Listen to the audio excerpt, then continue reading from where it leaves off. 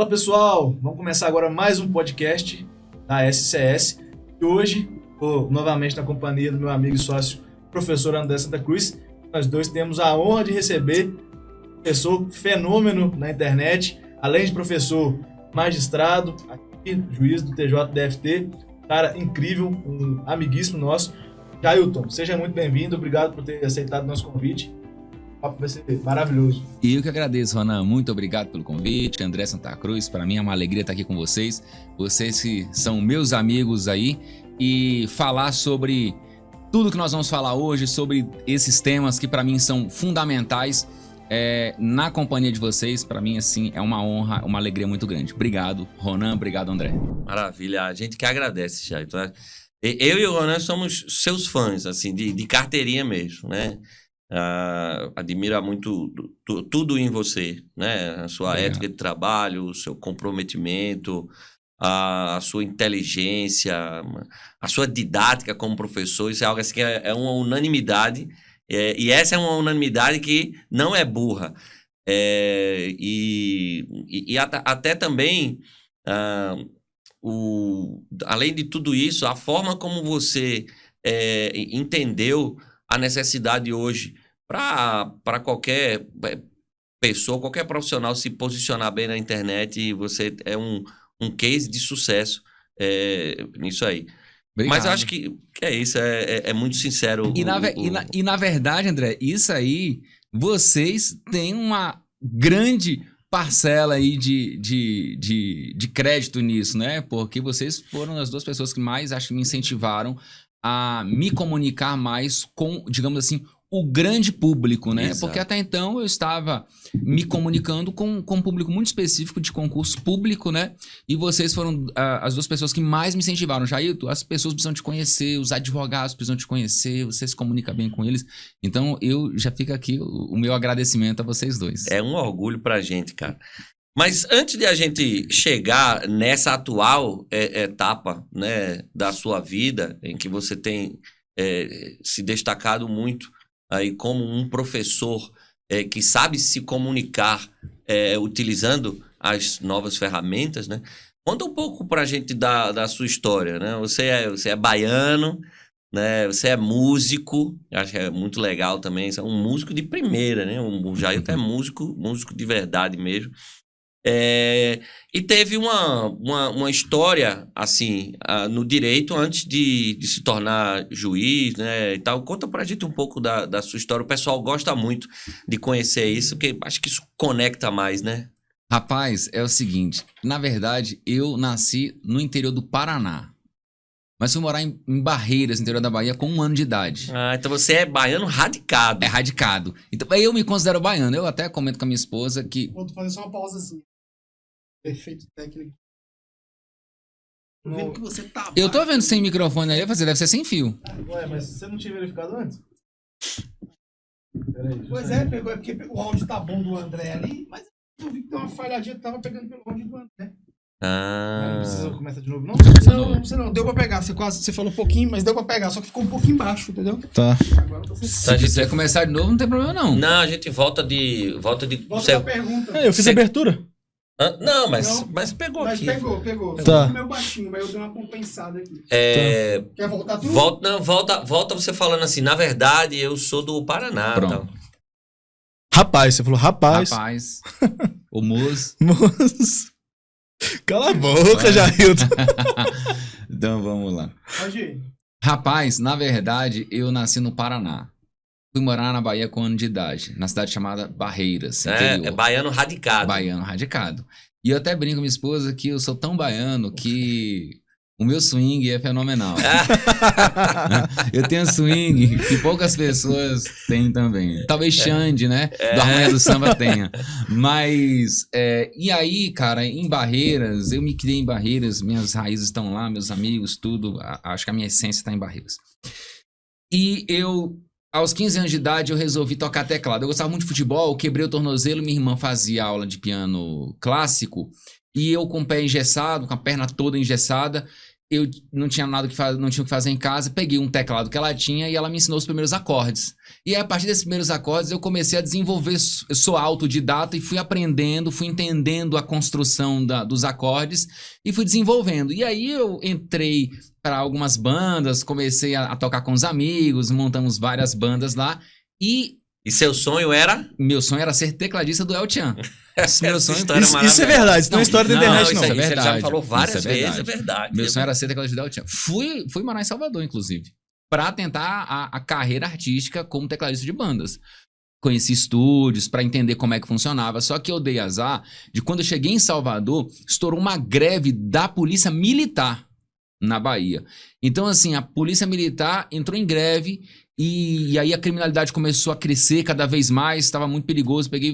Aí eu retornei a Barreiras e eu lembro que à época eu falei pra minha mãe, tomei uma decisão na minha vida. Ela, qual, meu filho? E isso eu não tinha terminado ainda no 2º grau, né? Tava, sei lá, no 2º ano. Indo pro 3º. Vou pra Salvador. Morar em Salvador, vou ser tecladista do El Chan. Aí minha mãe olhou pra mim e nossas condições financeiras não eram as melhores. Você é um brincante. Ela, acho que ela pensou isso. Você é um brincante. Você é um brincante. Aí ela falou assim, não, meu filho, e estudo? Eu falei, não, eu vou entrar, eu estudo lá. Ela sabia que eu não ia aguentar. Eu falei assim, tá bom, olha, você sabe que nossas condições financeiras não são as melhores e tal, mas você quer ir? Quero. Fui. E eu lembro muito bem que eu passei um mês com R$50 em Salvador. Rapaz, esse negócio tá difícil aqui, viu? 2º mês, mais R$50. Isso 2001. Tudo bem, não era R$50 ali, mais do que vale hoje, mas mesmo assim era muito pouco. Era muito pouco. Muito pouco. E aí, realmente não tive condições. Aí, retornei a Barreiras. Realmente, percebi que ser tecladista do El Chan era muito difícil. Talvez fosse mais fácil ser juiz de direito, né? aí eu retornei a Barreiras, concluí o 2º grau e entrei na faculdade. E aí, durante a faculdade, eu continuei tocando em bares e cursando direito. Então, basicamente, a história na faculdade era... Eu ficava devendo um semestre inteiro até chegar ao São João. Aí eu tocava no São João, ganhava uma grana, pagava a minha dívida na faculdade e ficava devendo a faculdade por mais 6 meses, tocava o carnaval e aí eu ficava intercalando assim. Só que sempre ficava um saldo devedor, claro, né? Não dava. E aí foi ficando, mas o pessoal da faculdade já me conhecia também, eles assim, eu era um aluno relativamente aplicado, e aí eles relevavam essa questão, e aí depois eu ia acertando, mas graças a Deus cumpri os meus compromissos com a faculdade, inclusive financeiramente. Ele fez quase um FIES próprio. Praticamente foi isso. Aí foi assim, aí eu terminei a faculdade, me formei, passei no exame da OAB, só que no último ano da faculdade eu já entrei no escritório. Ou seja, ser reprovado na OAB não era uma opção. Eu disse, olha, comecei a trabalhar no escritório, só do meu cunhado, e começamos a trabalhar lá, e aí eu tinha que passar na OAB. Aí passei na OAB, continuei trabalhando, fui muito feliz na advocacia. Só que no momento em que eu peguei a carteirinha da OAB, eu tive que escolher. Por quê? Porque infelizmente hoje ainda há uma certa desconfiança em relação, mas ele é advogado e músico ao mesmo tempo, se ele tá tocando nesse barzinho aí é porque ele não é um bom advogado, então ainda tem esse preconceito, infelizmente. Aí eu tive que parar, digamos, a minha carreira profissional como músico. Sua carreira artística, e aí me dediquei exclusivamente à advocacia. E fui muito feliz na música, fui muito feliz na advocacia também. Por quantos anos na advocacia privada? 7 anos. 7 anos. Bastante tempo. 7 anos. Sempre atuando ali em Barreiras. Sempre atuando em Barreiras e no oeste da Bahia de uma forma geral. Então Barreiras é uma cidade, é uma das maiores cidades da Bahia, do né? interior da Bahia. E daquela região ali é a cidade mais rica, né? É uma região riquíssima, né? O agronegócio ali, ele realmente predomina e movimenta, assim, muito dinheiro, muito dinheiro. Essa é uma pergunta que eu recebo muito, Jailton. Vou aproveitar que você está aqui e tem esse histórico de ter sido advogado 7 anos numa cidade de interior e tal. Sempre me perguntam, né, Ana, assim, é possível advogar fora da capital, fora dos grandes centros e tal? Eu sempre digo que sim, mas assim, para eu não ficar sempre falando as mesmas coisas, me ajude, explique ao pessoal que é possível sim e o que é que se deve fazer. Olha, eu vou ser bem sincero.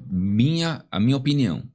Eu acho mais fácil você crescer no interior que você sair do interior e tentar a vida nos grandes centros. Minha opinião. Principalmente hoje com o digital. Com o digital não tem barreira. Barreira geográfica acabou, não existe. Verdade. Nós estamos todos no mesmo lugar. Porque nós vivemos hoje uma vida que eu sempre falo isso, nós estamos passando por um processo de digitalização da vida. Nossa vida está no digital. Todo mundo tem uma vida no mundo físico e no mundo digital. André, Ronan, a nossa vida física basicamente é o que hoje? Nossa casa, o escritório, no caso de vocês, o meu gabinete e as nossas saídas ali para um jantar, é isso.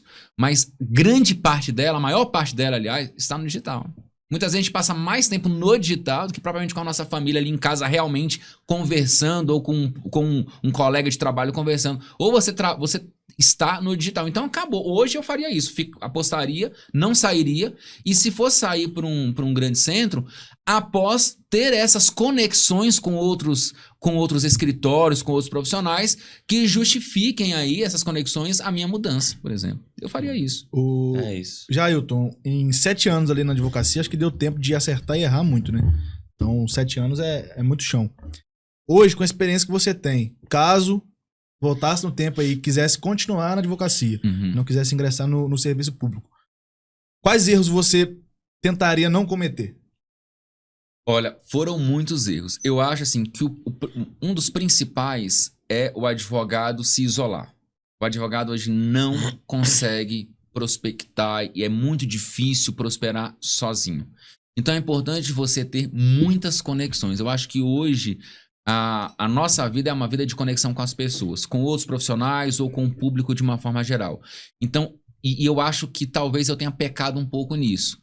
Sabe? Porque eu era uma pessoa mais tímida, assim. Tinha muitos amigos, mas eu acho que eu poderia expandir mais. E a especialização. Eu acho que eu demorei um pouco me especializar. Eu acho que quando o advogado já sabe aquele nicho que ele quer seguir, já sabe aquela área que ele quer seguir, ele tem um campo maior, primeiro, para pesquisar o mercado, ele vai se dedicar àquele mercado e certamente ele vai ter uma carreira de sucesso. Então eu acho que eu deveria ter me especializado mais cedo e aberto mais as possibilidades ali de conexão com as pessoas e ampliar esses meus contatos, essas minhas conexões, porque eu acho que isso é primordial. E claro, hoje, e na minha época não tinha esse campo todo do digital, né? Mas hoje, certamente, o digital seria o meu foco, assim, para gerar essas conexões e para prospectar, certamente. Você falou na FAO, que é a formação em advocacia lucrativa,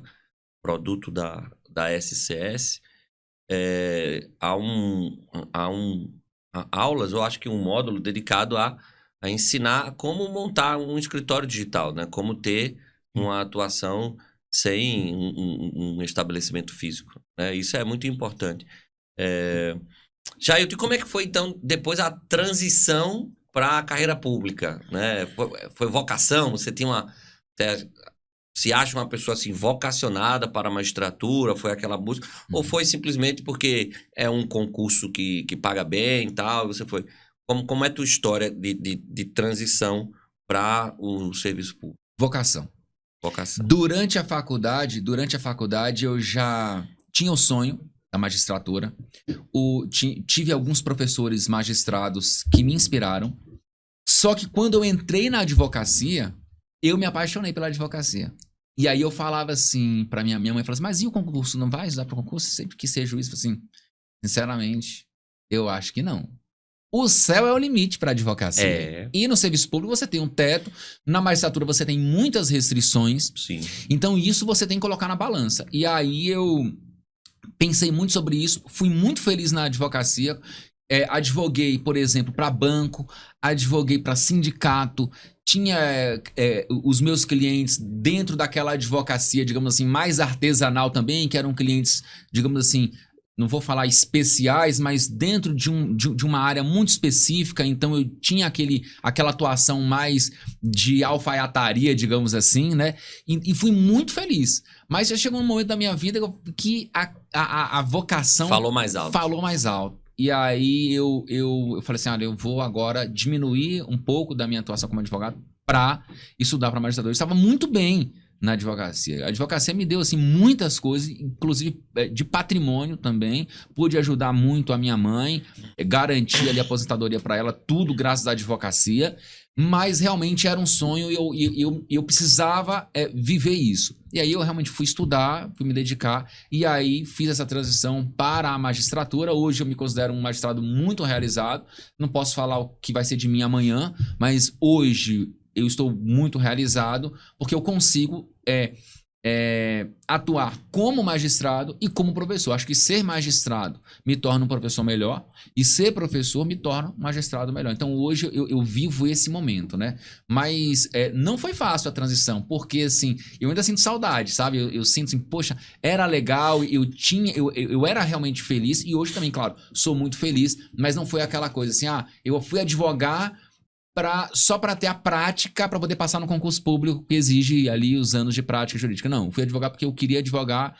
No início era necessário ingressar no mercado de trabalho e depois realmente me apaixonei.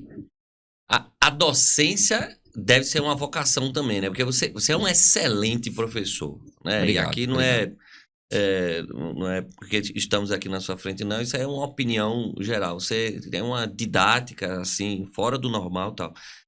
Quando é que você descobriu essa sua outra vocação para a docência? Na faculdade. Na faculdade? Eu terminei a faculdade e um professor de processo civil, que era o professor titular daquela cadeira lá, me convidou. Falou assim, olha, Jânio, você vai dar aula de processo civil aqui. Então eu comecei ministrando aulas de processo civil para a última turma que estava já se preparando para a OAB. Então eu comecei a ministrar. Eu fiz um cursinho preparatório para a OAB e aí vi os professores ministrando, assim, caramba, que legal a forma como eles ensinam. E já era aquele sistema telepresencial. Você saía da sua casa, ia para a unidade, num telão, tinha aula ao vivo. E eu me encantei com a forma como eles lidavam com aquilo. E aí comecei a aplicar no dia a dia. E aí comecei a me interessar cada vez mais. Então, assim, eu me formei no final de 2006, comecei a advogar no início de 2007 e já comecei a ministrar aulas em núcleos de prática jurídica e também na própria faculdade. E aí, assim, foi uma paixão, assim, enorme pela docência e não parei. Eu diminuí um pouco a minha atuação quando eu fui estudar para concurso público. Aí, logo que eu passei, eu realmente voltei a ministrar aula. Amo isso. Legal, legal. E você falou uma frase muito bacana, que ser juiz te ajuda como professor, né? E ser professor e ajuda como juiz também. Como juiz hoje, e tendo aquele passado como advogado, o que é que você olha, às vezes, na atuação do advogado, assim, numa audiência, numa petição, num memorial, num despacho, tal, que você identifica, assim, você tendo essa história como advogado e já como juiz, mas deve ter mais ou menos o mesmo tempo, né? Você teve 7 anos de advocacia, já deve ter aí mais ou menos esse mesmo tempo, ou talvez até mais como juiz. Como é que você vê, assim, os erros mais comuns que os advogados cometem? O primeiro erro que eu acho que o Ronan me perguntou, né? Uma coisa que eu corrigiria hoje. As petições precisam ser curtas, precisam ser pequenas. Todos nós temos a capacidade de falar o que precisa ser dito em uma menor quantidade de laudas, de linhas, porque o nosso bem mais escasso é o tempo hoje. E o advogado precisa compreender isso. Ele precisa compreender que o juiz, ele não vai ler apenas a petição dele naquele dia, que há centenas de outras petições para o juiz ler em um único dia. Então, acho que o primeiro ponto é esse. E eu faria isso diferente. Eu me recordo uma vez que eu precisei ajuizar uma ação. Na época estourou aquele negócio de ações revisionais de contrato bancário. E eu surfei um pouco nessa onda. Antes de eu passar a defender banco. Porque depois eu mudei de lado, né? Eu fui contratado por um escritório que tinha uma unidade no oeste da Bahia, em Barreiras, e eu fui ser o advogado ali, coordenar o jurídico daquele escritório que atuava para os grandes bancos privados do Brasil. Mas antes eu entrei fui estudar, fui me especializar, e eu lembro que minha primeira petição de revisional de contrato bancário deu 50 laudas. Que isso? 50 páginas. Para você ver a minha ingenuidade. Foi logo no início. E eu fiz uma petição maravilhosa, uma monografia. 50 laudos é uma monografia. O juiz leu só os pedidos. Não, o juiz, exato. E olha lá. Leu os pedidos e olhe lá. E aí, claro, depois eu fui entendendo, eu fui melhorando, tal. Depois, quando eu fui advogar para o banco, eu percebi a necessidade, porque a gente produzia muitas petições e eram petições sempre muito concisas. E esse foi um erro.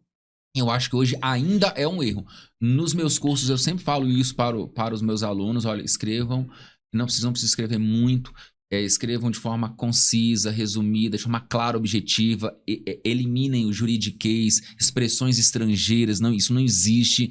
Fale o que tem que ser dito de forma clara e objetiva. O juiz vai se encantar com isso. Porque ser elegante é ser simples. Petição simples e bem formatada é uma petição elegante. Então, primeiro ponto. Segundo ponto. Muitos advogados, não, grande maioria, nós sabemos, não se especializa. A grande maioria não se especializa. E aí comete erros crassos, assim, jurídicos, né? Então, por exemplo, na área do direito sucessório, o advogado que vai atuar nessa área achando que aquela matéria que ele viu na faculdade é suficiente, não é suficiente. O professor dele já estava cansado de ministrar todo o direito civil, chegou no direito sucessório, é o último livro do Código Civil, o professor já estava cansado, ele já estava cansado pensando na monografia dele, no TCC, então na OAB, então ninguém, principalmente direito sucessório, ninguém se dedica muito ao direito sucessório na faculdade. Ele, pega um caso, eu vejo muitos erros crassos aí. E os meus alunos, claro, do curso de prática em direito sucessório não cometem esse erro. É como né? se fosse um médico que de manhã fez um atendimento de pediatria, outro de cardiologia, à tarde vai fazer um atendimento de endócrino. Não dá, né? Não dá. O advogado que quer fazer de tudo, ele vai. Não dá. Então, eu vejo esse erro que é de muitos advogados quererem escrever muita coisa, se preocuparem muito com aquela fundamentação jurídica e não se preocuparem com os fatos. O juiz, e eu falo, olha, regra geral, o juiz vai ler os seus fatos e vai ler os pedidos que você formulou, porque presume-se que ele conhece o direito. Então, se a gente presume que o juiz conhece o direito, você precisa escrever, narrar os fatos de forma bem clara, objetiva e, se possível, eu sempre digo, já faça uma síntese do que você quer nos fatos. Olha, pretende-se por essa ação, isso e aquilo. Aí o juiz já sabe, ele narrou os fatos, ele vai querer isso. Deixa eu ver se ele formulou isso no pedido. Formulou, acabou, o juiz gastou ali 10 minutos, 5 minutos com a sua petição, o juiz já entendeu, já vai produzir o despacho ou a decisão. Então, saber realmente se comunicar com o magistrado é fundamental hoje e se especializar. E aí, a partir desses dois elementos, se o advogado souber bem, se ele souber bem se comunicar com o magistrado e com os demais atores processuais, e se ele tiver um bom conhecimento jurídico especializado, ele vai ser um excelente advogado na audiência. Ele vai ser um excelente advogado durante todo o processo. E o juiz vai dar credibilidade para ele, porque ele vai gerar autoridade ali também no juiz. E há uma questão da psicologia também. Como você se conecta com a pessoa, como você convence a pessoa, né? E o advogado que o juiz percebe que ele realmente domina aquilo, mesmo falando muito pouco, escrevendo o necessário, ele ganha pontos preciosos com o juiz. Eu não tenho dúvida, porque isso é psicologia. Não é porque o juiz vai querer beneficiá-lo. Não, isso é psicologia. A gente acaba se conectando. No inconsciente, se conectando mais ou menos com as pessoas. Então, acho que é por aí.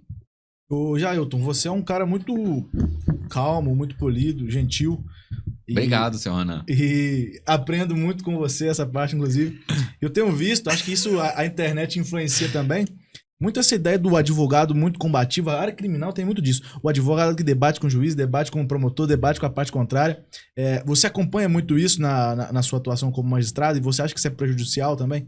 Eu acompanho, acho que isso é prejudicial. Eu, inclusive, digo o seguinte, o advogado, como a gente acaba vendo muito isso em produções científicas, é a ideia da impessoalidade muitas vezes, quando você analisa um objeto e trabalha com ele de forma impessoal. Quando o advogado ele traz muito para o lado pessoal, eu digo o seguinte, ele acaba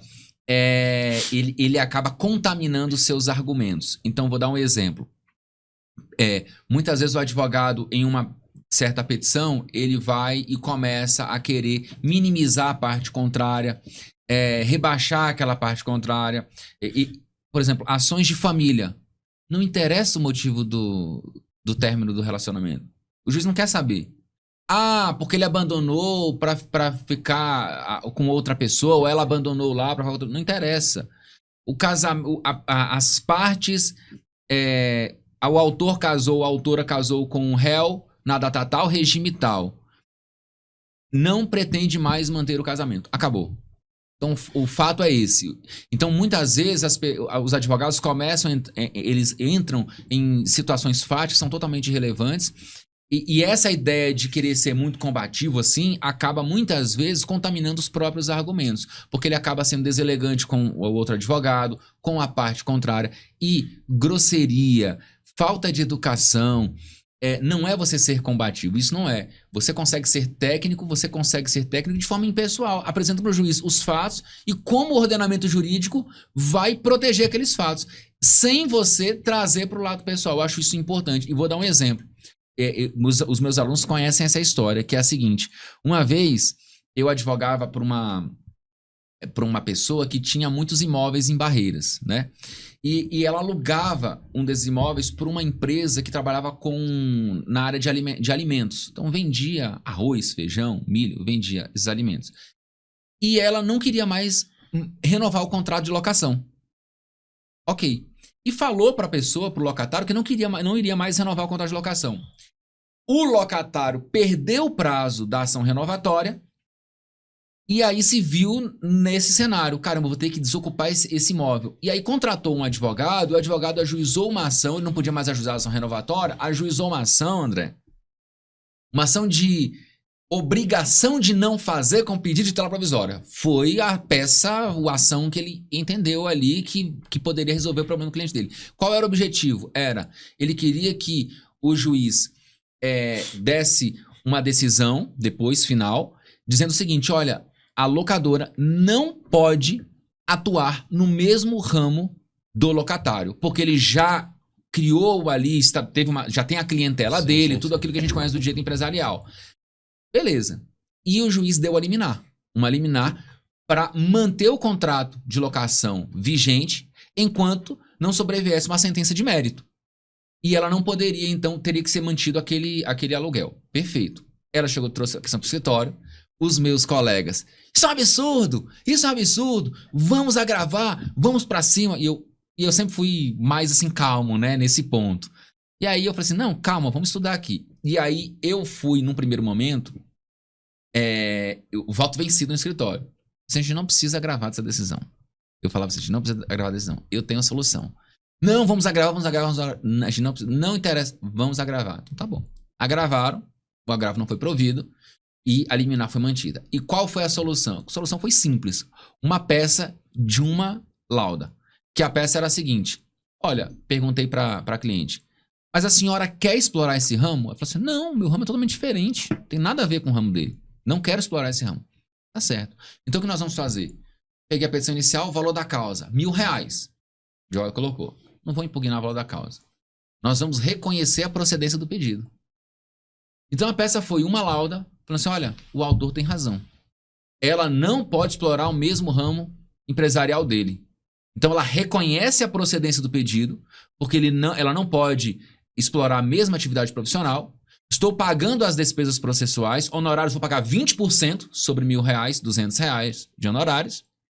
E, juiz, quero que o senhor homologue. E não quero, o senhor é obrigado, juiz, a homologar. Mas a gente falou isso, né? O senhor é obrigado a homologar, porque eu reconheci a procedência do pedido.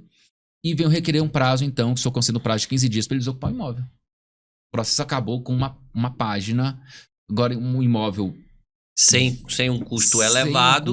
E sem impor a ela a manutenção de um contrato de locação que ela não queria mais por um tempo indeterminado, porque até que saísse uma sentença. E não ia sair tão cedo a sentença. O advogado, eu acho assim, ele fez o papel dele. Sim, claro. Ajuizou a ação e a ideia dele era ganhar tempo. Mas ele não conseguiu o tempo que ele queria, porque eu reconheci que o cliente dele tinha direito. Então, veja, sem você entrar num combate, falar isso é um absurdo, aí muitos falariam que ele está fraudando a legislação, isso é um absurdo, ele perdeu o prazo pela incompetência do advogado, ele perdeu o prazo da renovatória. Não me interessa se o advogado errou, não. Reconheço o processo pedido, agora eu quero que o senhor saia em 15 dias. E foi isso que aconteceu. Além da estratégia processual desse caso, eu já conheci esse caso. Eu também. Ele já tinha me falado desse caso numa live que a gente fez. Além da estratégia processual, isso traz uma lição também que inclusive a gente ensina, né? Que é a advocacia, todos os negócios, tratar o cliente como o foco principal da atuação. Exatamente. E isso acho que é um erro muito comum dos advogados. Inclusive, eu nem me sinto bem, assim, eu acho muito estranho quando eu vejo advogado fazendo meme de cliente no Instagram. Falei, pô, imagina o seu cliente, como que vai se sentir se ele vê que você tá ali caçoando, que você tá abusando ali das atitudes que ele tem. Então, essa atitude sua mostra isso, né? Você, ó, qual que é o objetivo do meu cliente aqui? Não importa se eu vou perder ou se eu vou ganhar o processo ali, tecnicamente falando. Mas se no final eu atingir o objetivo do meu cliente, você acabou sendo a parte vencedora, né? Você venceu mesmo perdendo ali, tecnicamente. Eu acho isso que é um ponto importantíssimo para a advocacia. Vendo hoje, principalmente como juiz, né? Porque em muitos cenários hoje, eu olho para o meu passado também e penso, caramba, aqui eu poderia ter sido melhor, ou então aqui eu fiz certo. E esse é um ponto para mim primordial. E aquela ideia, né, Ronan? O cliente, ele não quer saber, primeiro, quantos diplomas você tem na parede. Ele não quer saber se você é PhD em Direito Processual Civil ou em contratos, não quer saber. Ele quer saber se você é capaz de resolver o problema dele. Exato. Se você é capaz de resolver o problema dele sem comprometer, evidentemente, estamos falando aqui de resolver o problema licitamente, né, tecnicamente. Ele não quer saber como você vai resolver. Ele quer, nesse meu exemplo, a cliente queria o quê? Ela queria um imóvel. Ela queria pegar aquele imóvel e construir um prédio, ou ela queria pegar aquele imóvel e expandir o negócio dela, não sei qual era a finalidade, mas ela queria aquele imóvel. Então, o objetivo foi alcançado. E veja a satisfação, eu fico imaginando a satisfação da pessoa. Colocar uma demanda na mão do profissional e saber que aquele profissional agiu eticamente, licitamente, conseguiu em um tempo rápido ou razoável aquilo que ela queria, o bem da vida que ela pretendia ali. Né? Então, fundamental. Jailton, eu sempre falo que, e eu sou professor universitário há quase 20 anos, que as faculdades de Direito não ensinam as habilidades que um advogado vai precisar, especialmente no início de carreira dele, né? As faculdades de Direito, na sua grande maioria, não ensinam marketing, não ensinam gestão, não ensinam empreendedorismo, não ensinam negociação, não ensinam vendas. Nem a prática processual eles ensinam. Exatamente. Foi por isso, inclusive, que a SCS criou a AFAL, né? A Formação em Advocacia Lucrativa, para suprir essa carência que existe nos profissionais do direito recém-formados, principalmente. Você comunga dessa mesma visão e na sua prática como juiz, você consegue perceber a falta dessas habilidades em muitos advogados? Totalmente. Concordo integralmente, André. Por quê? Porque a faculdade, o Ronan falou, né? A faculdade não nos ensina a atuar na prática, qualquer que seja a área. A faculdade não ensina. A faculdade ensina, ela transmite pra gente conhecimentos, assim, digamos assim, setoriais. Então você aprende ali o direito empresarial, depois o direito civil, o processo civil, mas a grande dificuldade do profissional hoje, principalmente do jovem advogado, é pegar toda essa informação e colocar em prática. Esse é o primeiro ponto. E o segundo ponto, que vem com a nossa evolução mesmo, com o atual século e o mundo digital que nós estamos vivendo, que é você precisa, qualquer profissional, e não é só o advogado, né? Por exemplo, eu como magistrado, e não especificamente como magistrado, mas principalmente como professor, eu também tenho que empreender, eu também tenho que me conectar com os meus alunos. De que forma eu vou me conectar com os meus alunos? Então, a forma de você transmitir conhecimento, a forma de você se posicionar, ela mudou. Os tribunais estão no Instagram, os tribunais estão no TikTok, os tribunais precisam se conectar com o jurisdicionado. Não existe mais aquele tribunal que é aquele juiz intocável que fica ali e o jurisdicionado não tem acesso. O jurisdicionado precisa entender que o tribunal, o poder judiciário está próximo dele também. E na advocacia eu vejo isso como algo essencial. O advogado começa hoje no mercado de trabalho, ele precisa, além de ter um ramo de atuação, ele precisa estudar e muito o marketing digital. Porque as pessoas pensam, marketing digital, mas marketing digital é venda? Não, não é venda. Não é só venda. Marketing digital também é venda, mas o marketing digital é de que forma você se conecta. Então, o advogado, ele é um vendedor constante. Por que ele é um vendedor constante? E aí se aplica a venda ao advogado. Para mim, o marketing digital me ajuda em que, basicamente? Me conectar com os meus alunos. Ter cada vez mais alunos, as pessoas vão conhecer o meu trabalho como professor, o meu livro de processo civil, me conecta com essas pessoas e o marketing digital é importante para mim, para isso. Agora, para o advogado, para gerar autoridade, para partir dessa autoridade, ele se conectar com o público dele, com aquelas pessoas que precisam daquele serviço dele e mais... Além desse conhecimento, além dessa atuação no digital, você falou muito bem, o empreendedorismo. O advogado precisa empreender na advocacia e muitas vezes a partir desse empreendedorismo na advocacia, ele consegue expandir também esse empreendedorismo dele para outras áreas ali afins, né? Então, não adianta. Aquela advocacia que terminei, e vocês fizeram um post genial, que o Ronan oferecendo um cartão, mandou fazer quantos cartões, Ronan? 1000 cartões. 1000 cartões. 1000 cartões, aluguei uma sala. Alugou uma sala de quanto? Não lembro no prédio, no prédio mais caro da cidade. A cópia era assim, aluguei a sala no melhor, o melhor de tudo, aluguei a sala no melhor prédio da cidade. Cara, não, eu preciso fazer esse gancho. Olha que engraçado. Recebi na minha caixinha de perguntas ontem uma moça relatando assim, tô com o escritório físico há 1 ano, não tô conseguindo pagar as despesas, né? Você fecharia ou não o escritório? Eu falei, pô, claro, né? Se você já tomou essa decisão e tá endividado por causa disso, então às vezes o jovem advogado tem essa questão, né? Vou formar e vou arrumar uma sala, porque a sala, eu só tenho um escritório se eu tiver uma sala comercial. E a gente vê que o meme não é só meme, né? É real também. É verdade. É a realidade. Então, o advogado que não tem essa consciência hoje, ele vai ficar para trás. Mas eu tenho 10 anos de advocacia, tenho 15 anos de advocacia. Meu amigo, minha amiga, não interessa. Você vai ficar para trás. Então, nós estamos vivendo hoje um momento em que o jovem advogado, principalmente o jovem advogado, e os jovens advogados que estão nos assistindo, eles precisam prestar muita atenção no que eu vou falar agora. Eles têm um poder enorme nas mãos. Porque eles já são de uma geração que é uma geração acostumada com o mundo digital. Então, eles têm uma facilidade maior. Então, esse jovem advogado hoje que consegue explorar, além de um conhecimento técnico especializado, escolher uma área de atuação, ele consegue também focar nesse mundo digital e se conectar com técnicas de marketing digital, com o empreendedorismo, o ensinamento que vocês passam de forma também brilhante. Esse advogado vai, em pouco tempo, ultrapassar esses advogados mais experientes, que ainda estão lá, que não perceberam a mudança que nós estamos vivendo, eles vão ficar para trás. Porque eu vi isso recentemente em uma situação que não tem nada a ver com o direito. E vou contar a história aqui. A Ivete Sangalo. Olha só, Ivete Sangalo. Para vocês perceberem o poder da internet. Isso é real. A entrevista dela acho do ano passado. Ivete Sangalo precisava de um baterista. Certo? Se fosse um tecladista, hein? Se fosse um tecladista. Abandonando a magistratura.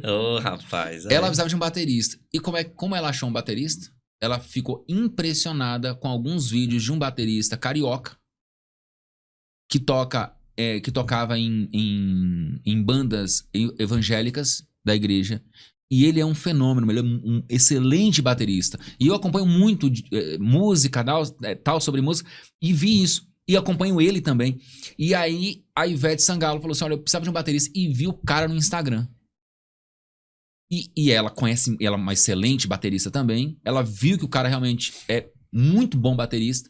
E mandou a equipe contratar o cara pra fazer a turnê com ela. Então como é que ela achou um baterista? Imagina, você recebeu a ligação. Que história legal. Do empresário da Ivete Sangalo. Você, cara, a Ivete Sangalo viu seus vídeos no Instagram e ela quer que você faça a turnê. O cara foi pra Salvador e saiu com a banda dela e tocou com a Ivete Sangalo. Hoje ele é o baterista da Isa. Então veja, o cara toca na igreja, é professor de bateria, acho que até também tem infoprodutos, mas é um baterista. A Ivete viu, contratou o cara e a partir daí, não só daí, claro, o cara já tinha uma história ali na música gospel, mas a partir daí ele foi também cada vez crescendo mais, para você ver o poder da internet. E o jovem advogado é isso. Às vezes o advogado o cliente tá com aquele advogado mais experiente, que ele chega lá, o advogado se atrasou, o doutor fulano, doutora fulana, tá em uma outra reunião. É tipo assim, o advogado, olha, eu sou o advogado, eu que vou resolver o problema dele, ele que me espere. Não é mais assim. Aí essa pessoa tá lá no Instagram, todo mundo tem rede social, ou no TikTok, e percebe um jovem advogado, uma jovem advogado, com conteúdo jurídico voltado para a área que ele precisa, para aquele conhecimento. Ele olha e fala assim, caramba, como esse advogado, tem conhecimento. Cedo ou tarde, ele vai migrar de profissional.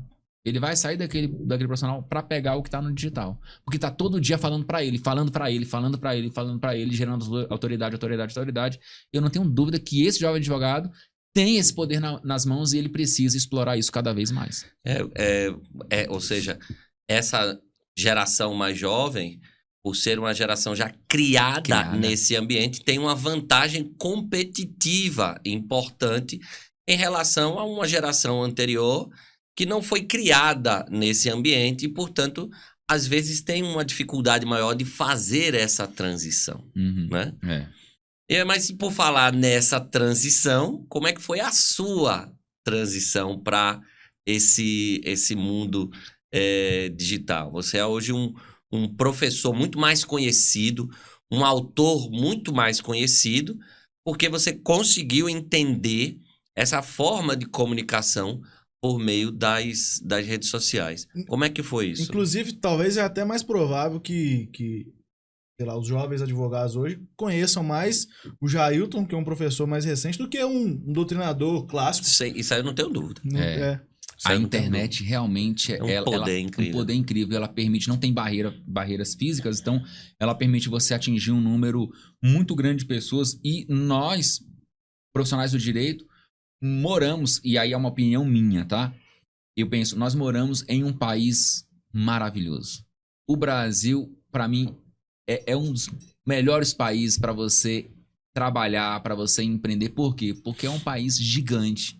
E a eliminação da barreira física para o advogado permite que o advogado do Rio Grande do Sul tenha um cliente no Acre. Um cliente muito bom no Acre, em qualquer estado, qualquer unidade da federação. E a minha atuação como professor, ela mudou completamente quando eu comecei a me conectar mais com as pessoas por meio das redes sociais. Até então, até 2019, 2020, eu tinha uma atuação no digital, mas era uma atuação menor, porque eu sempre atuei como professor para a área de concurso público, na área de concurso público, e tinha aquele público, mas era o público que, vamos dizer assim, não era um público meu, assim, as pessoas não se conectavam diretamente comigo, se conectavam primeiro com um curso, e através do curso as pessoas conheciam os professores, inclusive eu como professor. Aí, influência também do André Santa Cruz, Jailton, você tem que produzir conteúdo para você, conteúdo próprio, seu, para as pessoas, sem um curso intermediando. Você precisa fazer isso, o momento, então você precisa começar isso urgente, e aí você, claro, e você sabe disso, eu sempre te agradeço por isso, foi uma pessoa que me incentivou muito. E logo em seguida me apresentou o Ronan, e o Ronan também foi uma pessoa que me incentivou muito. E uma coisa que o Ronan me disse, eu me lembro disso, e que serve para o jovem advogado, eu sei que tem um público gigante aqui de jovens advogados, uma coisa importante que meu Ronan falou foi o seguinte, falou, Jailton, não interessa se o que você vai falar na rede social, para você é muito óbvio. Tipo, eu que estudo processo civil, falar que o prazo de citação, que o prazo da contestação é de 15 dias, contando o primeiro dia útil subsequente à audiência de conciliação, para mim é óbvio porque está na lei, porque eu lido com isso todo dia.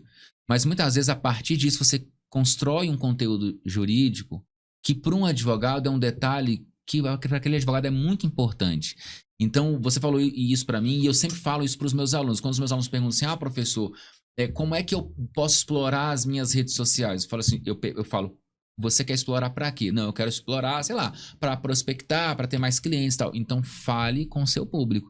O seu público não sabe qual a diferença de uma citação e de uma intimação. O seu público não sabe qual é a diferença entre uma cláusula X ou uma cláusula Y do contrato. E esse conteúdo pode ser é muito importante, de muito valor para o seu cliente. Isso vai te conectar com ele. Então, o Ronan me falou isso e eu percebi, falei assim, caramba, realmente, eu tenho que parar com esse negócio de... Porque no concurso tem muito disso, né, André? Teoria tal, teoria X, teoria Y. Não interessa. O seu advogado não quer saber. Ele quer saber, assim, você tem que desmistificar essa teoria e mostrar para ele como é que ele vai aplicar na prática. Então, como eu me conecto com essas pessoas, tanto pessoas do concurso público quanto advogados que precisam de um conhecimento prático, eu comecei a fazer isso e isso eu vi que realmente transformou a forma como eu me comunico com essas pessoas. E para o jovem advogado também é isso. Qual é o seu público? É a pessoa que vai te contratar? Então fale para ele. Não interessa se os seus colegas advogados vão falar, nossa, olha que óbvio que o que ela tá falando, olha como é fácil isso é muito simples, para que ela tá se expondo assim? Meu amigo, você acha que é simples, mas o cliente dela tá recebendo aquela informação e tá dando um valor imenso àquela informação e vai pagar caro por mais informações como aquela. Então, eu acho que isso é importantíssimo nesse nosso mundo digital. O Ronan me falava a mesma coisa e eu tenho uma certa resistência. Né? Isso é interessante porque muitas vezes quando você quer se comunicar com o seu cliente final, você tem até que usar termos tecnicamente errados. E eu vou dar exemplo. Tive alunos saindo da graduação que queriam atuar com empresarial. André, um dos maiores, se não o maior professor de empresarial do Brasil, sabe muito bem que na faculdade, quando a gente aprende o conceito de empresa e empresário, é um conceito um pouco diferente da realidade. Então, o empresário na vida real é o dono de empresa. Ele é o empresário. Aí os alunos saíram da faculdade com esse conceito jurídico e queriam ensinar para o público essa diferenciação. Não, empresa é a atividade, empresário é a própria organização. E aí o cara que ouve aquilo falou, não, eu sou empresário, eu tenho uma empresa, eu sou empresário. Então, empresa é o lugar lá onde eu vou, é o escritório, é a minha fábrica, aquilo ali é minha empresa. Eu sou dono, eu sou empresário. Então não tem nada a ver com o conceito jurídico. E às vezes você corre até o risco de sofrer isso que você falou, né? De ser corrigido, ou às vezes um professor, um colega falou, você está usando o termo errado, o conceito errado. Mas não, pô, eu estou usando o conceito que o meu cliente sabe, que o meu cliente se identifica. É a ideia do estabelecimento empresarial. Então, o advogado que atua nessa área, muitas vezes, ele precisa atingir um cliente, um público. É lógico que ele não adianta ele ficar falando ali qual a diferença entre ponto comercial e estabelecimento comercial, né? Aproveitando o gancho do direito empresarial. Contrato de 3 passos, o grande empresarialista aqui. Então, é exatamente isso. É a mensagem que você quer passar para ele e de que forma ele vai receber aquilo, né? Tem que saber se comunicar, né? Quem não... Era o Chacrinha que falava... Quem não se comunica se trumbica, né? Exatamente. O Ronan não sabe nem quem é Chacrinha. Nessa época, não. Não sabe nem quem é Chacrinha. Mas não peguei essa época, não. Ronan é um brincante, né? É um brincante. Mas eu acho que a conexão ela é importantíssima. Tem que e hoje, se comunicar. Quem sabe se comunicar realmente tem ali uma vantagem em relação àqueles outros profissionais. Isso em todas as áreas. Inclusive, por exemplo... a comunicação que eu tenho, essa conexão que eu tenho com as pessoas de uma forma geral no meu Instagram, me ajudam a ter uma relação maravilhosa com os advogados de uma forma geral, porque você quebra barreiras. Assim, não raras vezes eu termino uma audiência e o advogado, ô doutor Jailton, agora terminou a audiência, eu sou seu aluno, sou sua aluna, assim, toda semana tem um episódio como esse. E isso me ajuda, isso, claro, gera uma responsabilidade cada vez maior pra gente, né? Porque você precisa ser a mesma pessoa em todas as áreas da sua vida. Não adianta eu, na rede social também, estar sempre com um sorrisão, sendo aquela pessoa querendo ser carismático, mas receber um advogado e tratar mal o advogado, tratar mal o jurisdicionado. Então, eu acho que você também ser uma pessoa original e você buscar construir uma boa imagem em todas as áreas é muito importante. E eu digo isso por experiência própria também quando eu advogava. Porque quando eu advogava eu via muito isso. O advogado, muitas vezes, vários colegas, infelizmente não posso citar nomes, gostaria de citar, mas não posso citar, tratando muito mal o cliente. Então, por exemplo, isso eu uma vez assisti uma entrevista de um grande criminalista brasileiro, também não vou citar o nome, porque eu posso errar o nome dele, pode não ter sido ele, mas salvo engano, era esse criminalista. Não posso dar o crédito pra uma pessoa se não quero pôr dela, né? Mas aí, uma vez ele falou o seguinte: o cliente chega no meu escritório, e eu era advogado e me inspirei nisso. O cliente chega no meu escritório com um grande problema na vida dele. Não sou eu que vou dar lição de moral. Eu não posso dar lição de moral nele. E isso acontecia muito com muitos colegas que eu tinha advogados. Que era o cliente chegava lá com o problema, a primeira coisa: Rapaz, você é burro? Como é que você fez isso? Nossa. Mas isso não pode. Meu amigo, o cliente chega no seu escritório e precisa ser acolhido. Você vai no médico com problema de saúde, o médico não vai te xingar, começar a dar lição de moral. Ah, mas por que você fumou por tanto tempo? Você é um idiota. Porque... O cara não vai falar isso. Pô, melhor que seja a sua relação com o seu médico, com o seu advogado. Além de ser advogado, ele é seu amigo, não interessa, ali é profissional. Então eu vi muitos colegas advogados na época querendo dar lição de moral. E aí esse advogado falou o seguinte, como é que eu conquisto o cliente? Eu falo o seguinte, a partir de agora, não se preocupe. Viva a sua vida com a sua família, com seus amigos. O seu problema agora é meu problema. Deixa o seu problema comigo, que eu vou fazer de tudo para resolver esse problema. Veja, isso é afago. O cara sai do escritório dele acolhido, né, com essa sensação de acolhimento. Então, essa relação com as pessoas é muito importante em todas as áreas. Na minha atuação como magistrado, mas eu vejo que isso se aplica também para os advogados, que são professores, que têm uma relação com o cliente dele. Esses advogados precisam construir uma relação sólida e, ao mesmo tempo, acolhedora com o cliente. Ô Jailton, e você sabe como é que a gente te chama na SS? O Jailton Fenômeno. Né? Que a gente realmente acha você um fenômeno. E por que eu tô falando isso? Porque a gente falou aqui da sua atuação como advogado, e como você foi um grande advogado, dando inclusive exemplo de uma atuação brilhante que você teve. Você depois falou da sua carreira aí na magistratura, você é um magistrado vocacionado. Todo mundo que eu conheço que já teve a oportunidade de lidar com você numa audiência, num processo e tal, já me disse isso. Você é um professor também, destaque, um autor. E aí você conseguiu entender essa era digital que a gente vive e mostrou-se também um cara super vocacionado como comunicador, né? Você conseguiu entender essa engrenagem e se comunicar muito bem. Quando é que você se descobriu, assim, como aí também como é que eu posso dizer, uma celebridade aí das redes sociais? Eu acho que, André, claro, primeiro os conselhos, eu tive 2 grandes conselheiros, né? 2 grandes amigos, André Santa Cruz e Ronan Santos, 2 grandes conselheiros e amigos, e a gente conversa quase que diariamente, e a gente troca muita ideia. Mas eu acho o seguinte, que eu percebi que para eu me comunicar com as pessoas, para as pessoas se conectarem comigo e entenderem o meu propósito e acreditarem nele, eu compreendi que era necessário eu também estudar um pouco mais sobre a era digital, sobre o marketing digital, sobre os diversos perfis, né, de públicos nas redes sociais. E eu fui estudar isso.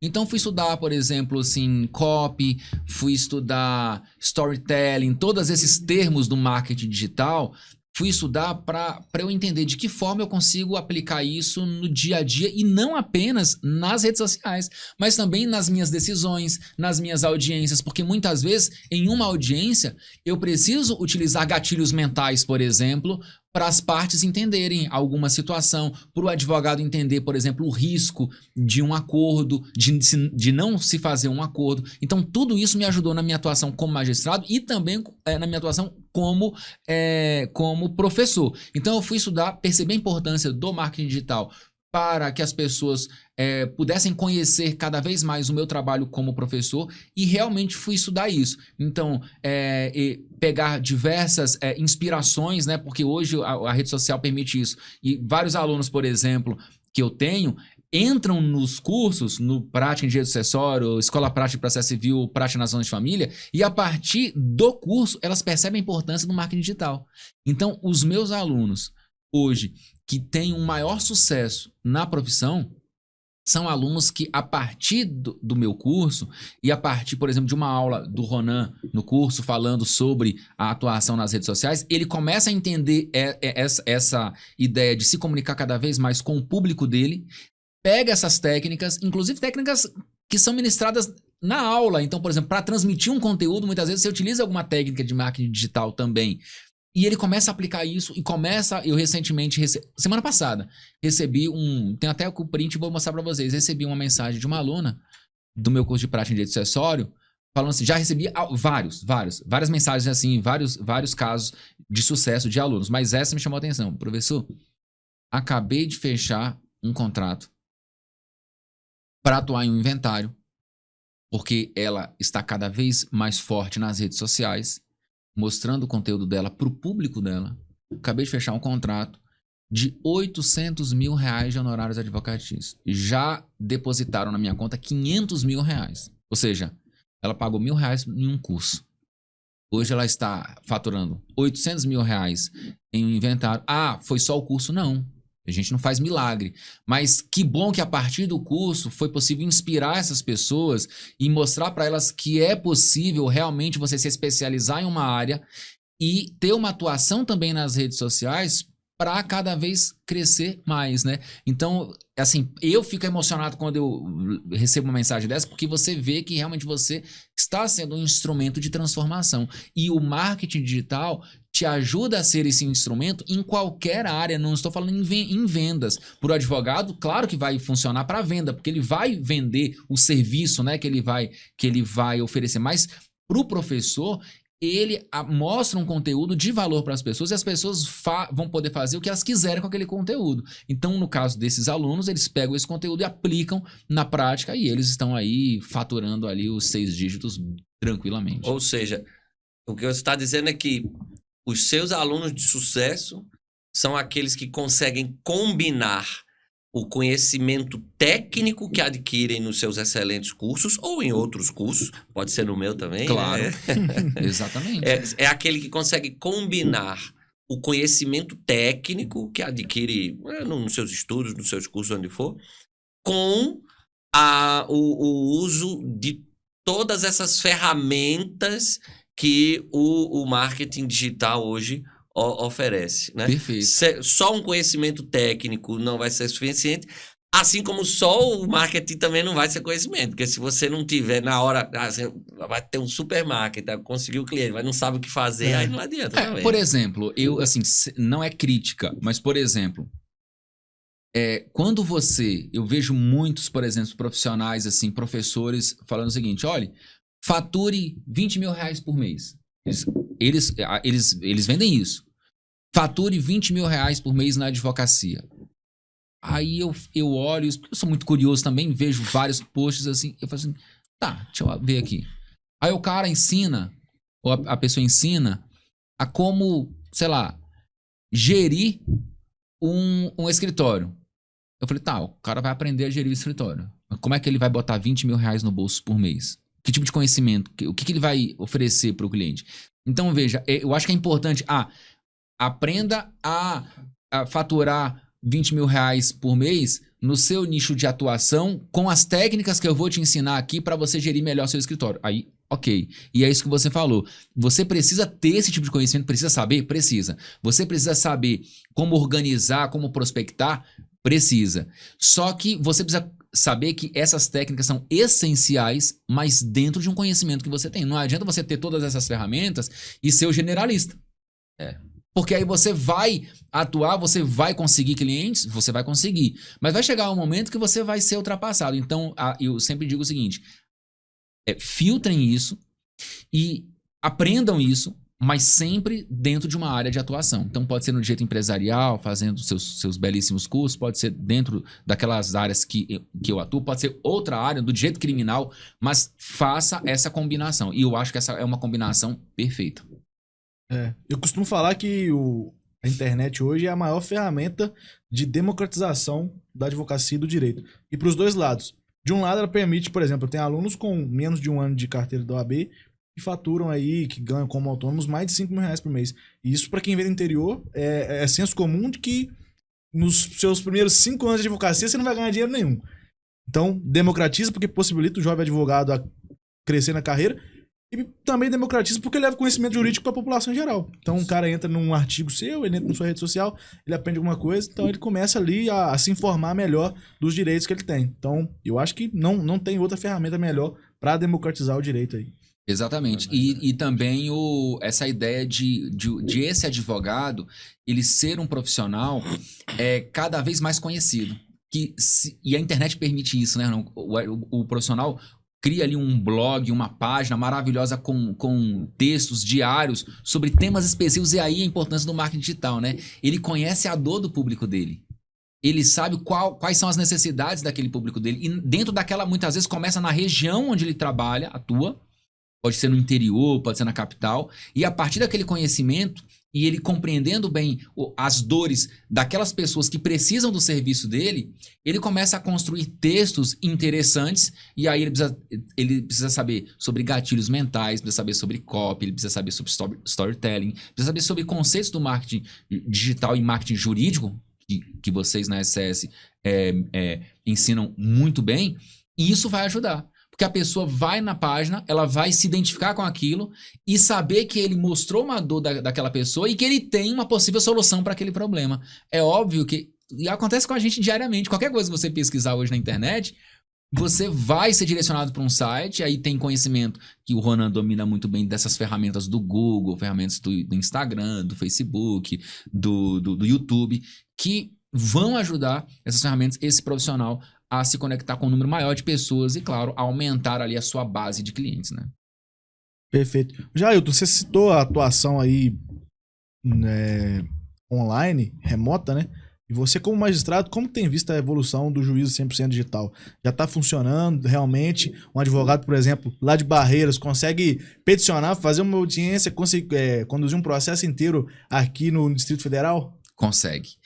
Eu sou suspeito também, Ronan, porque eu trabalho, eu sempre digo, eu trabalho no melhor tribunal de justiça do país. Eu não tenho dúvida que o TJDFT é o melhor tribunal de justiça do país, tanto que é o único tribunal com o selo de excelência do CNJ, né? Que nós chamamos de triplo diamante, é o TJDFT. Então, o Summer chama de matéria estadual com estrutura federal, né? E é exatamente isso, porque é poder judiciário da União, mas com competência da justiça estadual. Então, o tribunal é um tribunal assim, de excelência, e hoje 100% dos processos são processos digitais, já digitalizados, e o advogado em qualquer lugar do Brasil consegue advogar no Distrito Federal, no TJDFT. Então, realmente, isso facilita demais, porque é um tribunal muito célere, e aí não existe mais. Eu lembro que eu, como advogado, uma vez, não foi no TJDFT, foi no TRF1, eu precisei interpor um agravo de instrumento no TRF1, peguei um ônibus lá de Barreiras, com o agravo de instrumento dentro da pasta aqui, cheguei aqui em Brasília, fiquei hospedado em um hotel, fiquei 3 dias aqui no hotel porque eu precisava despachar com o desembargador federal. Veja, eu perdi 3 dias ali, não conseguia trabalhar, porque processos físicos, eu precisava voltar para Barreiras, não tinha como trazer meu computador para cá praticamente, tinha que imprimir, tinha que protocolar no fórum, assinar tudo isso. Então foram 3 dias que eu fiquei aqui em Brasília só para despachar com o desembargador. Hoje, o advogado entra em contato com a vara e fala assim, olha, eu quero uma audiência com o juiz que eu preciso despachar com ele.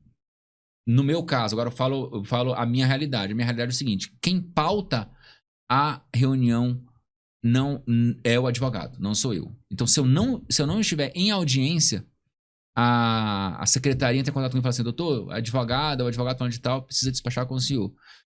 O senhor pode atender quando? Eu falo assim, ele que vai dizer qual é o melhor horário para ele. Porque, veja, na estrutura do nosso sistema de justiça, eu sou inerte, né? A jurisdição é inerte. Então, eu estou todo dia no Poder Judiciário sentado, analisando o processo, esperando a provocação das partes. O advogado, coitado, ele sai de uma audiência trabalhista agora, vai para uma audiência na Justiça Federal, depois uma audiência criminal. A vida dele, assim, é muito mais dinâmica, digamos assim. Então, a facilidade é essa. Eu falo assim, olha, temos audiência amanhã? Não. Então, veja o melhor horário para ele, entre meio-dia e 19 horas, e aí eu vou atendê-lo. Então, eu sei que nem todo mundo faz isso, mas já é alguma coisa, né? Então, o TJDFT tem essa possibilidade de advogar 100% digital. Perfeito. Caminhando para o final? Vamos lá. Eu queria fazer uma pergunta ainda. Já que você é um cara que faz criativos muito, muito legais, que viralizam. Acabou tendo um recente aí que viralizou, foi notícia, inclusive, em jornais e tudo. De onde é que vem essa sua criatividade? De onde é que vem as ideias assim e tal? Eu acho, primeiro, que é que tudo começa com a minha, entre aspas, veia artística, né? É. Eu queria ser É o swing. É o swing da Bahia. Swing da eu queria Bahia, ser tecladista da Otian. Então eu tinha que literalmente rebolar para poder tocar em bandas. E isso me ajudou muito. Eu acho que isso me ajuda. E o que me ajuda é eu buscar várias referências. Porque às vezes você pega, sei lá, um post de uma pessoa que não tem nada a ver com a sua área, mas você consegue aplicar. Isso não é copiar, isso é se inspirar. Então, vou te dar 2 exemplos. Primeiro exemplo, e aí você tem que estar também muito conectado com a sua realidade. Porque às vezes uma coisa do dia a dia pode ser um gatilho ali para poder realmente você atingir um número muito grande de pessoas com uma informação relevante. Então, por exemplo, tivemos uma experiência até com o Ronan, que foi, Ronan, não sei se você lembra, eu encontrei na internet um desenho lá do Rei Leão com Simba olhando para o horizonte, para uma área. E aí nós estávamos montando o evento que eu faço todo ano, pelo menos 2 vezes por ano, de um curso gratuito de prática em direito sucessório. E aí a gente pensou, cara, o Rei Leão mostrando essa terra imensa que está enrolada até hoje no inventário. Né? Muito bom. Então, Essa aí foi muito bom. Está vendo, Simba, muito essa área? Aí todo mundo pensa, ela um dia vai ser sua. Não, está enrolada até hoje no inventário, né? E as pessoas, elas veem isso, é uma brincadeira, mas elas realmente, o inventário tem... Agora, como a gente pode resolver esse problema da demora do inventário? E aí no curso eu mostro diversas técnicas para você acelerar o inventário. E a questão desse último vídeo que viralizou, principalmente no TikTok, né? Ele começou no TikTok e depois ele se expandiu para outros blogs. Muitas pessoas falam, mas mentira, não é possível, você criou isso. Eu confesso que eu não sei se eu teria essa capacidade de criar do zero uma coisa dessa e inventar uma situação como essa. Eu já tive uma primeira experiência com um post que também fez muito sucesso no meu Instagram, que foi da minha mãe. Que foi o seguinte, a minha mãe... tentaram aplicar um golpe na minha mãe. Eu lembro. Se passando por mim no WhatsApp. E aí ela entrou em contato logo comigo e falou assim, isso aqui é fraude. Eu falei, fraude pode enrolar a pessoa. Minha mãe ficou enrolando a pessoa por 2 dias. Falando, calma, meu filho, calma, meu filho. Aí depois ela... se divertiu. Ela se divertiu. Em 2 dias que ela não tinha nada pra fazer, ela falou, eu fui limpar a casa. Aí eu fiquei conversando com ele, voltava. Mãe, já fez o depósito? Calma, meu filho, você tá muito estressado. Ela falava isso. Aí ela enrolou, pediu os prints e coloquei os prints no meu Instagram, tive essa ideia. E o último print era a minha mãe com óculos de sol, assim, aquele óculos, né, do meme, né? Tipo, ele brocou, na Bahia a gente fala, ela brocou aqui, na Bahia a gente fala assim. Eu tô achando que essa sua veia artística vem da sua mãe. Pode ser também, minha mãe é muito engraçada. E aí esse último episódio foi, tentaram me aplicar um golpe, há alguns dias, tentaram me aplicar um golpe, só que o que acontece? Eu tenho um plano familiar de telefonia móvel. Plano familiar. Então, para tudo, tem o meu telefone e da minha esposa. Então, eu coloco também no tribunal, em banco, em tudo. Se não conseguirem falar comigo, vão conseguir falar com a minha esposa. Então, os 2 números. E aí, ligaram pro celular da minha esposa, o número da minha esposa, só que querendo falar comigo. E aí, ela me passou o telefone, eu atendi e já percebi ali de cara que era um golpe. Não deu tempo de eu produzir aquilo. Mas naquele momento, eu tive a ideia, falei assim, caramba, eu podia enrolar essa pessoa aqui e falar do meu curso para ela, para ver até onde vai essa conversa. Mas não falei que eu sabia que era um golpe, desconversei, e aí falei, olha, agora eu tô sem tempo, tal, eu não posso clicar agora no link e tal, e aí desliguei. E aí minha esposa me deu toque, falou assim, olha, eles vão ligar de novo para você. Ou vão ligar no meu número, ou vão ligar no seu número. Aí nós já ficamos preparados. Eu falei assim, se ligarem de novo, eu vou divulgar meu curso para atendente para ver até onde vai. E eu me surpreendi que ela foi muito paciente, ela começou a ficar até um pouco nervosa, impaciente comigo. Seu Jailton, clica logo, clica aí no link, clica no link. Calma, olha, o curso nos dias tal e tal e tal, o curso... Mas meu cartão vai chegar nos dias 11, 12, 13. O cartão vai chegar, por quê? Porque eu tenho que pagar uma pizza pro pessoal do estúdio, um Guaraná também, é um evento gratuito. Olha, ela moça, não vai, é só você clicar. É só você clicar no link. Eu falei, não, moça, olha, até os advogados do banco, eles precisam fazer esse curso. Eu vou te mandar o link também, o link tá na minha bio. E comecei a brincar e minha esposa filmando isso. Aí eu postei assim no Instagram, teve uma repercussão e fui pro TikTok, que eu tenho uma conta no TikTok, e postei. Aí realmente o TikTok foi realmente assim, mais de 2 milhões, né, de views, assim, foi realmente algo impressionante. E aí depois saiu na mídia em geral.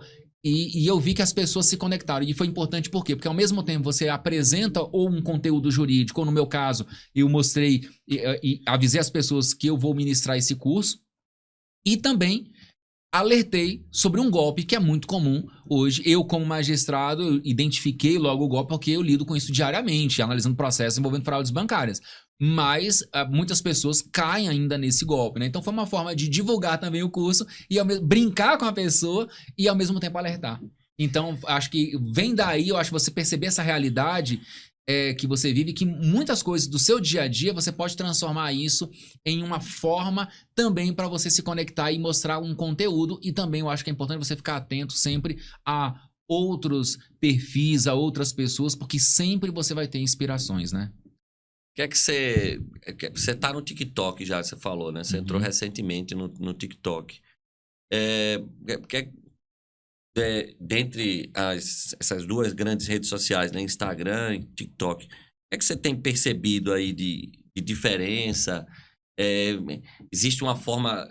É preciso se comunicar diferente no TikTok? Ou é aquela coisa só de replicar, não? O que eu posto, não eu posto na outra? Ou você tem sentido que o TikTok é diferente? Eu tenho sentido que ele é diferente. Eu comecei replicando, até mesmo por uma questão de tempo, né? Sim. É difícil você criar conteúdo específico para E para começar a entender também, E para né? começar a entender. A partir desse post que eu fiz, da tentativa de estelionato no TikTok, eu percebi que realmente é um conteúdo totalmente diferente. Eu acho que você consegue...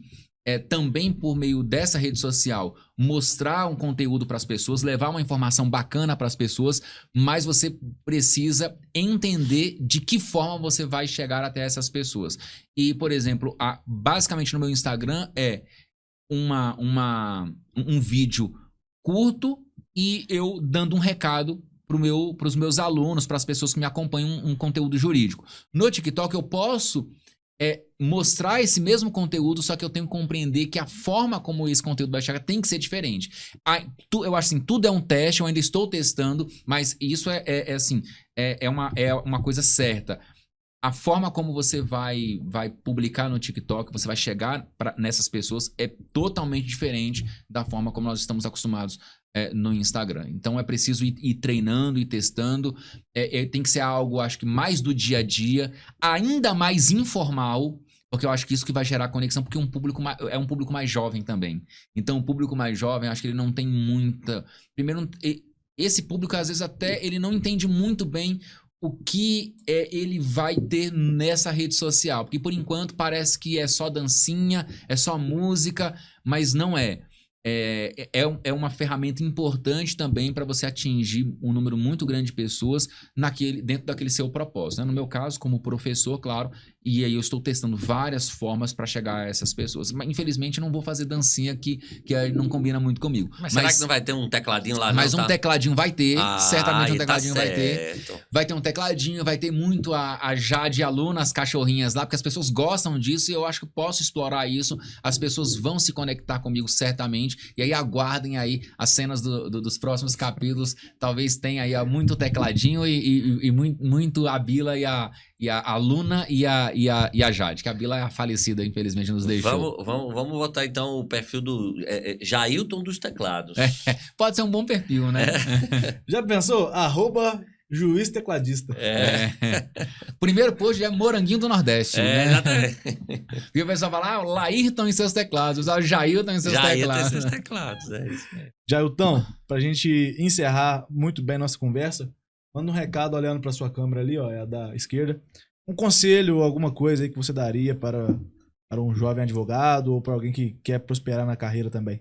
Eu sempre digo o seguinte, você é do tamanho do seu sonho. Então, se você é um jovem advogado, pense no seguinte, o céu é o limite para você. E eu falo assim com toda tranquilidade, porque eu fui advogado durante 7 anos, fui feliz na advocacia e como magistrado eu vejo o grande mercado que existe, basta você se dedicar. Se você for uma pessoa dedicada, se você realmente buscar se especializar e realmente compreender que o nosso mundo digital não é o mundo do futuro, é o mundo do presente, você tem todas as ferramentas, todos os instrumentos nas suas mãos para você crescer cada vez mais na advocacia. Acompanhe, claro, a SCS. Eu acompanho, aprendo muito todo dia como professor. Tenho vários insights aqui com os posts, com os cursos da SCS. E eu tenho certeza que também, certamente, esse tipo de conhecimento vai te ajudar muito.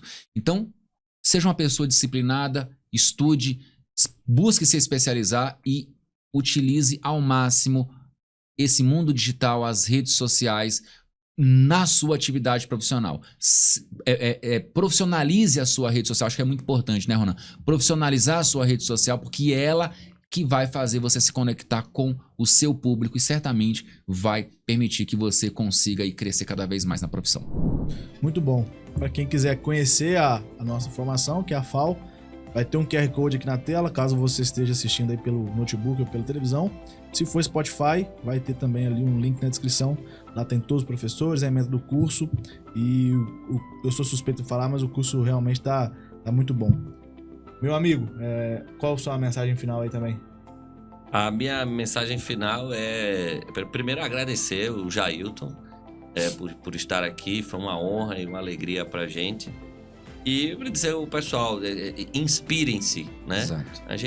O Jailton falou muito de inspiração aqui, falou que se inspirou em um professor, se inspirou em advogado, e se inspira em outros perfis. Então, acho que ter uma boa inspiração é legal. E aí o Jailton é uma pessoa que pode ser e é uma inspiração para muita gente. Então, se inspirem nessa história bonita e nessa trajetória e nessa atuação. Obrigado. Esse é o recado que eu daria. Então é isso. Curtam, comentem, compartilhem, enviem o link no grupo da OAB. E é isso aí, pessoal. Até o próximo episódio.